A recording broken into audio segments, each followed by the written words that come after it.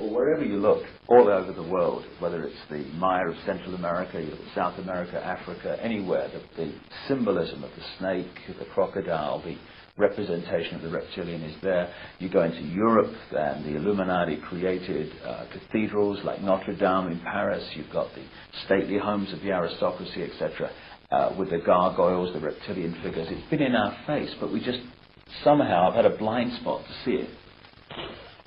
We human beings have idolized the reptile since the very supposed birth of our history. Go even further, much further. What was the creature which was honored by the ancient Greeks in their Delphic oracle? The python.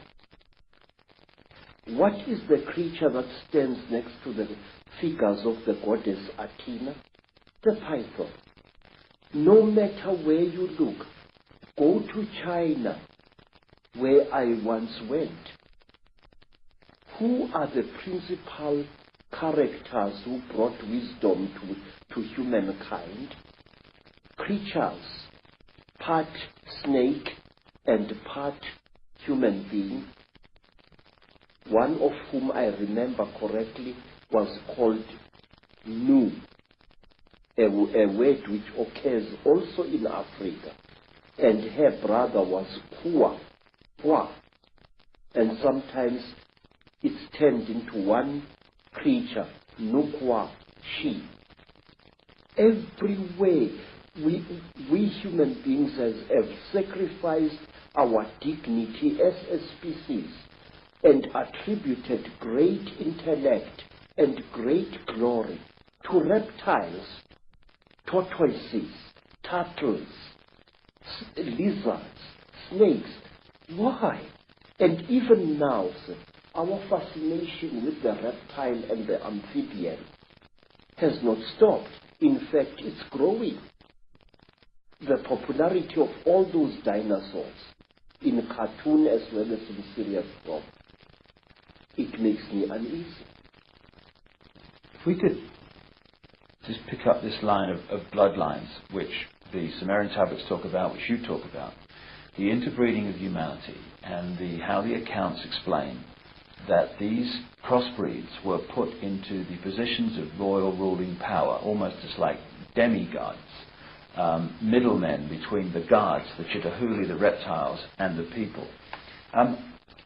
Those bloodlines, in my own research, became the European royal families and aristocracy, and today are the ruling, banking, business, and political and royal lines of the world.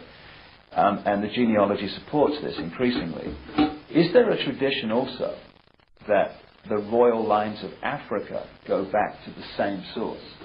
Please, you don't have to believe me. Go to Rwanda and there talk to the people there. They will tell you that the founding ancestors of their dynasties, the first kings who came from the sky, and they were called Imanugela, the ascending ones. Say, many African tribes believe that when the gods came down from the sky, they found human beings very, very stupid. And the human beings could not come before the gods in order to be taught. So what the gods did, and this is a story that you also find amongst the Dogoni people in West Africa, because the human beings were afraid of approaching these reptile gods. The reptile gods cold-bloodedly slaughtered one of their number and shed out its flesh with a specially gathered crowd of human beings. And these human beings, then became the ancestors of our first great kings. Now, sir, African kings jealously guarded their blood. If the royal lines of Africa claim descendants from the same source, basically, have those lines interbred as obsessively as the European aristocracy and royal family, and not bred outside of those lines? Yes, sir. Royalty had to marry royalty. That was one of the strictest laws in ancient times. Which is obviously where we get the term the divine right of kings from. It's not actually God, it's actually the gods. Yes, sir, yes.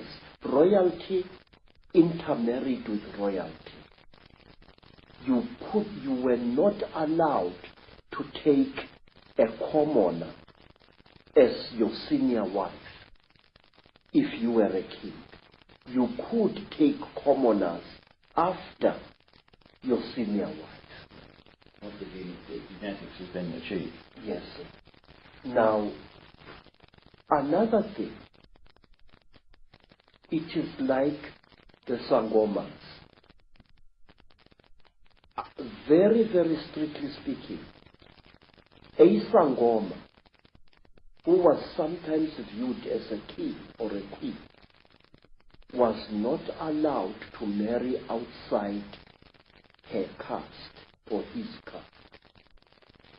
Sangoma had to marry Sangoma, otherwise the non-Sangoma blood would pollute the god blood inside the Sangoma. The lady that I quoted in my books, Kathy O'Brien, who wrote her own book, Transformation of America, about being a mind-controlled slave of the American elite, she talks in there about seeing George Bush as president and vice president shapeshift into a reptile. And so many other people have told me this story of world leaders today changing into reptiles in front of their eyes and then changing back again. And Miguel de la Madrid, the president of Mexico at the time of George Bush, said to Kathy O'Brien, and she quotes in her book, that a reptilian extraterrestrial race interbred with the ancient Central American people because they needed to create bloodlines through which they could operate. Yes. And he said that these bloodlines were, in effect, today's world leaders. Does it fit with your knowledge, Credo, that the royal lines of the Chitahuli reptilian human interbreeding that become the demigods and the royal families, etc., that they have gone on in Africa, as well as the rest of the world, to become the ruling lines and the ruling people of these countries?